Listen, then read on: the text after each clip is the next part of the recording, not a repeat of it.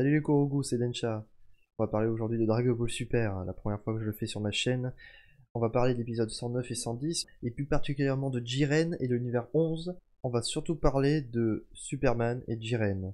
Là, je ne donne que mon avis. J'espère que dans les commentaires, vous me direz votre avis à vous. Et puis voilà, qu'on en discute. Mais pour moi, Jiren est une représentation complète de Superman. C'est parti. Donc là, on va parler des différents antagonistes de l'univers 11 déjà, des super-héros dans l'univers 11, des Magical Girls dans l'univers 2. Deux univers s'opposent. Donc la première fois que nous voyons l'univers 11 au match de préparation avant le tournoi, nous voyons bien qu'il y a Vermouth, donc qui est un clown. Directement on peut la mettre sur le Joker, tout le monde l'a fait de toute façon, avec bien sûr Harley Quinn en tant que Margarita. Regardez les couleurs du Kaioshin, ça s'appelle Kai, on dirait bien quand même que ça ressemble à Robin. Nous voyons bien aussi qu'il y a un homme habillé de noir avec le Kaioshin, et l'homme en noir, bah, ça ressemble à Batman, qui n'est autre que Topo. Alors vous me dites, mais Topo il ressemble pas du tout à Batman? Bah en fait si, parce que c'est un vieux justicier. La plupart du temps quand on voit Batman et Superman, d'ailleurs dans le dernier film, Batman vs Superman, on voit quand même un Batman vieux, fatigué, etc. Dans l'histoire il est vieux normalement. Donc après nous voyons l'histoire un peu d'univers 11, où on voit les justiciers se donner à l'œuvre. Casseral qui déborde, tout simplement. Voyons dispo. Il est rapide, il a un peu l'humour à la Bugs Bunny, enfin, en faire de jeu de mots avec le lapin, je veux dire, c'est Flash, c'est forcément Flash. Donc on en vient à Jiren, qui serait une représentation de Superman. D'ailleurs on le voit souvent avec les bras croisés, Superman a souvent les bras croisés. Le mec est passif, le mec ne dégage pas d'énergie, à part dans l'épisode 109 où on voit bien que, voilà, on sent son ki, etc. Mais à la base on ne voit pas d'aura comme Son Goku, comme les autres guerriers. À part à la fin de l'épisode 110, où quand Son Goku envoie un gros coup de poing dans sa face, enfin, essaye en tout cas, il sort de l'énergie, parce que bon, on est quand même dans Dragon Ball Super quand même. Mais à la base, le mec n'a pas forcément d'aura, quoi. Il a été dit qu'un mortel surpasse, enfin, égale et surpasse un dieu de la destruction.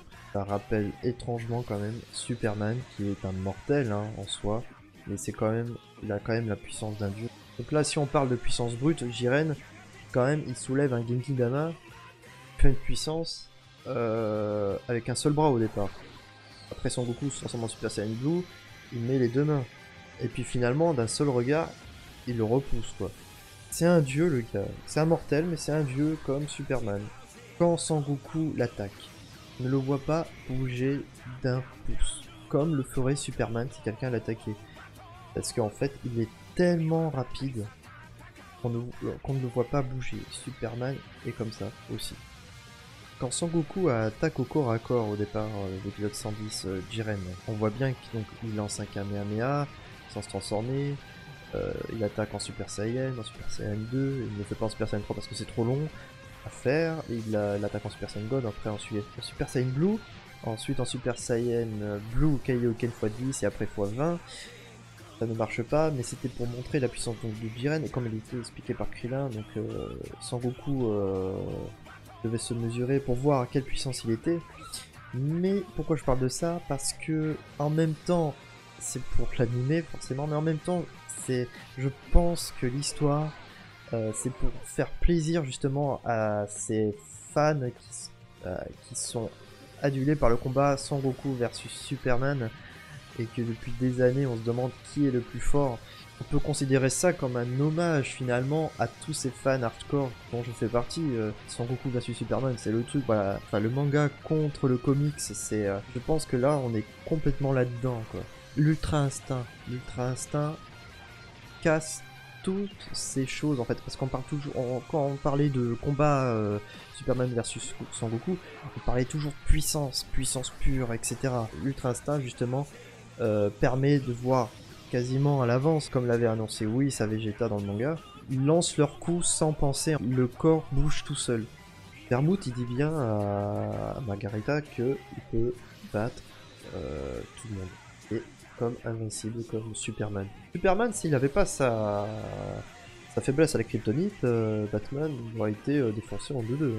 Si je crois bien, la seule chose qui peuvent battre Superman, je crois que c'est la magie. Je crois que il y a que la magie qui peut battre un Kryptonien. Et en parlant de Kryptonien, on va parler d'autre chose aussi. Quand Sangoku envoie son grand point vers Jiren, il dit bien Saiyajin, une race intéressante. Et c'est là où je me suis dit, il y a un truc. Pourquoi Jiren est aussi balèze? Il y a des Kaioshin qui disent, oh il a eu un super entraînement, tout ce que tu veux.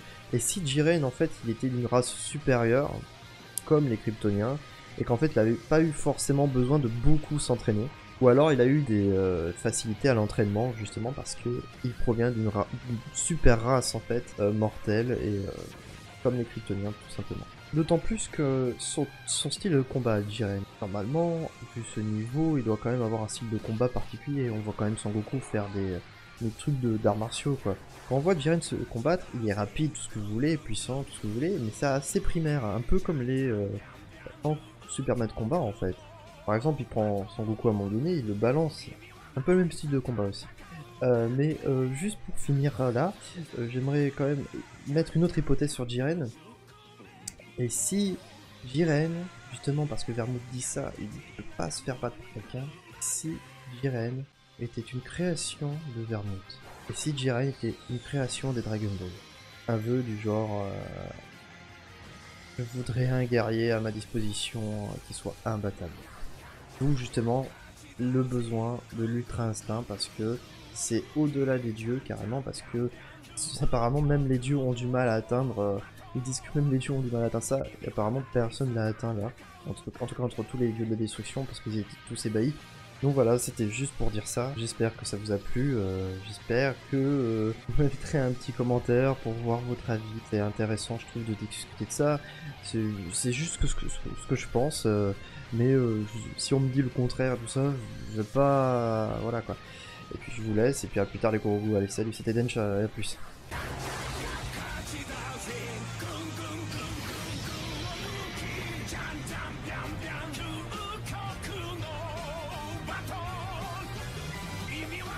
Satan